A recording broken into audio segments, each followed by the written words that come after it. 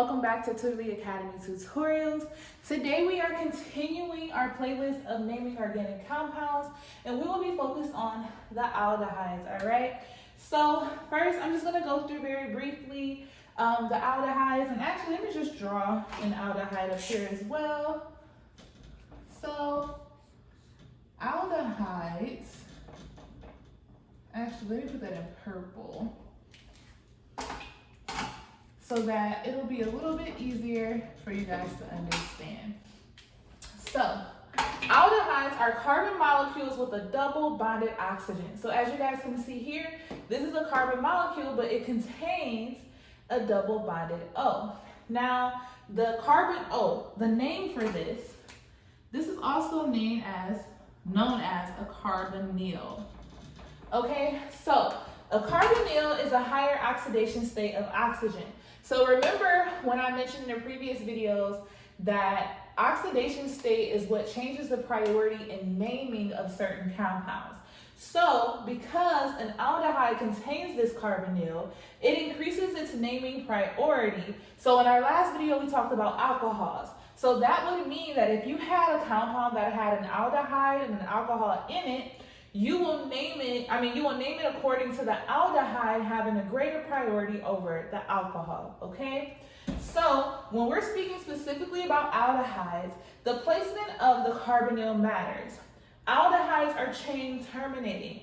What does that mean? This here is the chain and the aldehyde terminates the chain. So pretty much saying I can't add anything else to this aldehyde because it's at the end of the carbon chain.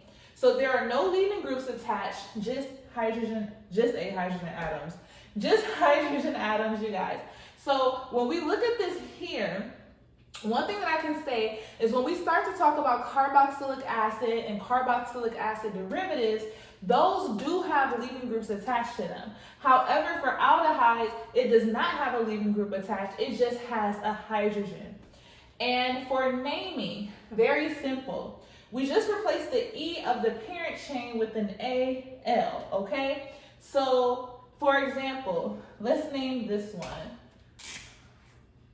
Oh, that's the same one I have over here. Wait, 1, 2, 3, 4. Okay, but I mean, hey, we'll just do it already. So for naming, technically, remember our rules for naming, we have the parent chain, so we find it, we number the parent chain, we name the substituents, we assign numbers to substituents, and then we complete the name. So remember, priority, this will be carbon 1, carbon 2, carbon 3, carbon 4, right? So technically, this would be butane as a parent chain. But because, as you see here, we replace the E of the parent chain with an AL when it's an aldehyde. So we cross that out and it'll be butanal, otherwise known as butanal.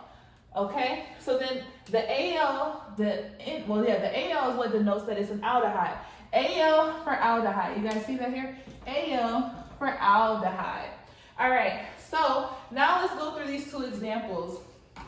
I'm just gonna go ahead and add another carbon because I didn't realize I just drew the same thing twice. So just some really simple examples. We'll go through more problems towards the end of the week in our weekend review when we look at the alcohols, aldehydes, and ketones, okay? So numbering, remember 1, 2, 3, 4, and 5. So technically parent chain, this will be pentane.